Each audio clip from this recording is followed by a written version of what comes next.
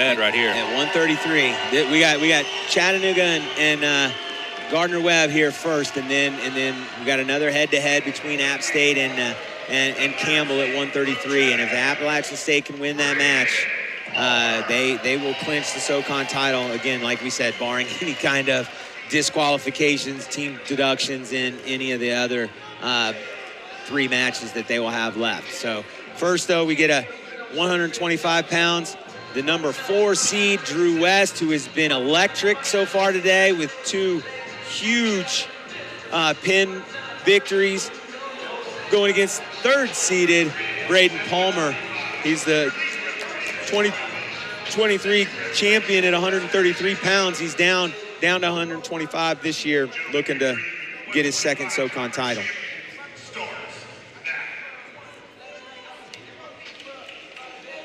Essentially, for Palmer, he's got to avoid that big move from West. We've seen it against Hardy in the quarterfinals in overtime. We saw it against Moulton in the semifinals, not once, not twice, but 3 times. Finally got the pin in the last one. Palmer does a good job of getting out of it there. Yeah, West had one of our first really kind of wow moments of the day. That impressive performance he had. And then he kicked off the absolute 10 minutes of craziness during the semifinals.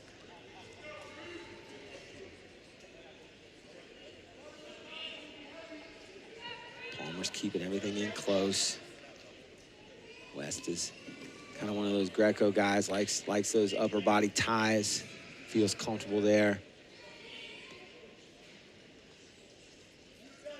Palmer's gonna look to get down to a leg. Goes in on the high C, looking for a dump, keeping that elbow tight with his left hand, pulling the right hand under, goes around the waist, gonna get the takedown. Now he gonna get near fall, doesn't get a count. However, he did get the takedown, so he's up 3. Chattanooga's gonna challenge the near fall points.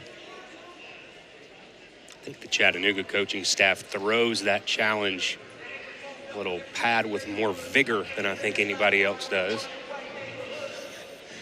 So they'll come over and look at that. What do you think they're probably looking at here? Near fall.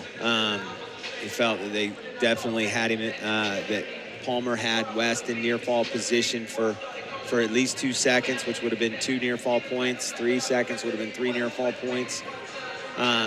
This is a pretty good little judgment call there. You know, it's as soon as the takedown occurs, if he's in near fall position, the count should begin at that point. So you know, since it is a coach's challenge, you'll have an independent official review it, and he'll start looking at the clock, and from when that takedown gets signaled, then that's when the count should start. You've got a pretty good look at the replay monitor. What do you see? I'm not an official, nor do I ever want to be one. In looking at the refall, I definitely think that there is an opportunity to see what the official saw, and that I think he might have seen the criteria break during the count. So, and if that happens, you get the 1 count, and if it breaks, then and start counting again, it's a new count. So you got to hold him for 2 more seconds. So I think that's kind of what the official is sitting on there, that the count should have broke. The independent review is going to tell us whether or not another official feels like that count should have been broken or not.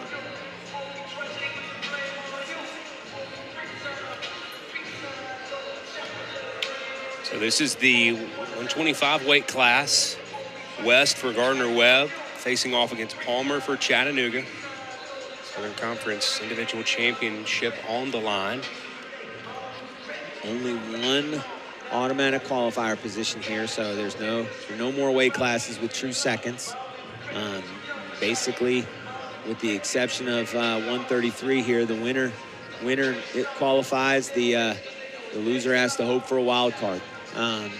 So in both of these guys' cases, you know, Palmer's in a much better position to get a wild card simply because he is ranked at on Intermat 25th. He is not ranked on flow, so it would be pretty dicey for him to have to rely on a wild card. Not saying it's not going to happen, but it's definitely not a position he wants to be in, especially with Moulton sitting there in the third place position. Higher rankings in the RPI, higher rankings in the coaches' ranking. So when they start comparing those guys head to head in the matrix, you know, you got to think Moulton might be favored there. So Palmer definitely wants to. It is too near fall, so that makes the score 5.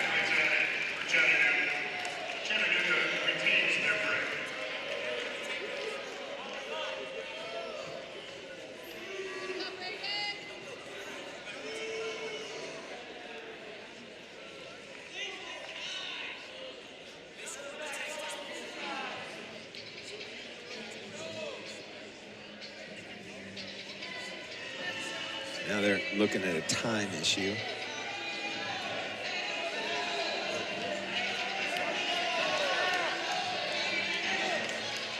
Okay, so I think we've got it squared away now. Maybe not. Fixing the clock now. I think this is kind of where you were at earlier today, Phil, talking about, you know, just the delay. Well, it's one of those things, and again, you take about any sport. Number one, you want the call right, and it's probably they got it right. That's the number one thing I think that is desired by any coach, any fan, any player in any situation. But the kind of 1B, 1A to that is the caveat of doing it in a timely fashion. And that's not necessarily the official's fault for not getting it done that way. They're trying to get it right. So just be interesting to see how that goes going forward. I think with wrestling, you've always got those complications of sure. when a call does get changed. All right, where do you go back to in the match to start again, so to speak? So, and I think that's kind of where we were the last 30 seconds here before we restarted this match. Palmer's got both legs in, 5-0 lead. He's going to keep West flat, try to ride, stay on top as long as he can.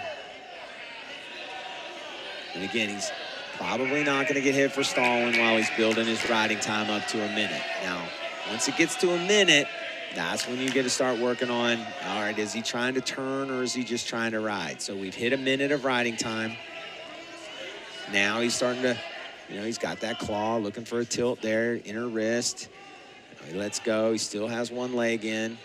And now, would you say that a good wrestler has an internal clock that he kind of knows where he stands as far as? You think yes, but at the same time, because of the inconsistencies of stalling calls from ref to ref, it's really hard to develop that internal clock. You just, some refs might be a little bit quicker on the trigger for stalling. This ref felt like Palmer was doing enough on top and that West wasn't doing anything to try to get away, so he hit West for stalling. So it really is one of those things in the sport of wrestling that with stalling, it's hard to kind of develop. Some things it's obvious, especially, I think it's more obvious when you're on your feet. But it's hard to do it when it comes to mat wrestling. What is the ref really looking for? Palmer is going to take down here to start the second period. He's got a 5-0 lead. Quad pods up, not sealing anything off, so that allows for West to get that claw ride. And again, Palmer would rather stay on the mat here. He's up to his feet. West's got to attempt to return him. There's the mat return. Palmer immediately back up to his feet. West's going to go ahead and let him go so that he doesn't get hit for stalling again. That's one of those obvious positions when you're on your feet, in that rear standing position. You've got about 5-6 seconds to really attempt to bring him down to the mat. And if you're not able to get into a position where you can attempt to bring him down, you're going to get hit for stalling every time at that point. That's an internal clock. Just the awareness of that. Palmer right back into that same dump position that he was in the first period. He's got the arm. West is trying to climb over the top. Now he gets the around the waist. Gonna try to drive across to both legs. West has that whizzer in. Palmer's trying to stay pretty flat and long so that he can't get turned. He wants to drive him down to that far hip to get the takedown, and there it is. So pretty good 9-0 lead here now for Palmer. Now Wes is really dangerous. You got the cornered animal sort of thing. He definitely doesn't have anything to lose. He's probably not getting a wild card. He has to get a win here. So if and when he can get up to his feet, which he has choice in the third, I'm gonna guess that he's gonna probably pick neutral. You're gonna look to see him throw the kitchen sink at Palmer. He's gonna be trying to throw from everywhere. Got the leg in. Got a stalling chant from the crowd.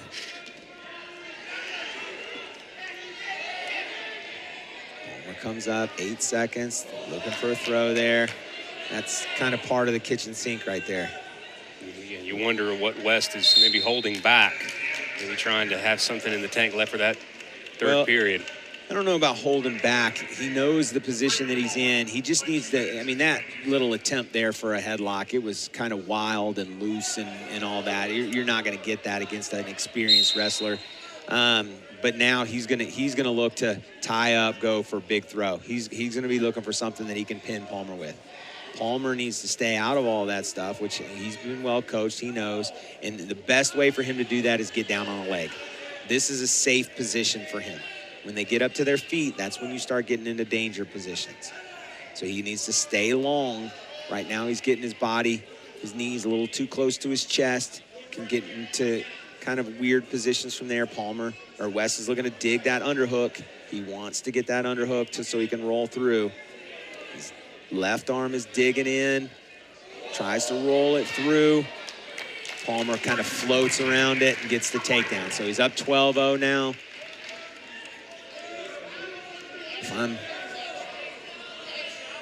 Yeah, you had to think maybe Palmer knew what West was trying to do there and wanted to make it as difficult for him as possible. Yeah, so he just kind of wanted to float around that roll through attempt. Another stalling call on West. That makes it 13-0. Quick little 2-point tilt here for Palmer would end things. But he also doesn't want to put himself in any kind of danger position. Doesn't want to get too close to his back. Now West is going for the old school reach back, trying to get a false cradle. Palmer gets long, stays out of danger. I mean, that's all Palmer's job is right now. Last 30 seconds here, just stay out of danger. If he gets hit for stalling, so be it. He gets hit for stalling. He doesn't care. He just wants to stay out of danger. West is going to be looking for anything that he can grab a hold of to take him to his back. Well, if he's got anything, now's the time. Palmer pushes away. Now he can run.